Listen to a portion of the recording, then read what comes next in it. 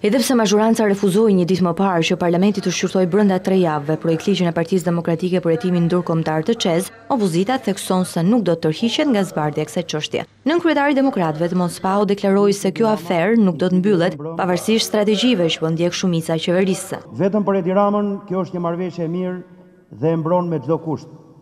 Por është i izoluar, i rrethuar në krimin e tij. Hetimi do të bëhet, kjo çështje do të zbardhet deri në fund. Këto para janë pasuria e vendit, me cilat është bërë pazar për të mbushur xhepat e Edi Ramës dhe skotës së tij. Nuk janë letra që rriten në kopshtin e Sarajeve të Surrelit, janë mundi, djersa dhe gjaku i shqiptarëve. Sipas Paus, opozita nuk është e vetme në betejën e saj për denoncimin e kësaj marrëveshje, pasi edhe kontrolli i lartë i shtetit konstatoi se qytetarëve të këtij vendi u është bërë një dëm prej 479 milionë eurosh. Këtu përfshihen detyrimet e njëjta prej kompanisë, të cilat u falën. Përfshihen edhe 95 milion euro që qeveria ja dha në fund në dorë kompanisë, si shpërblim për këtë marrëveshje kriminale.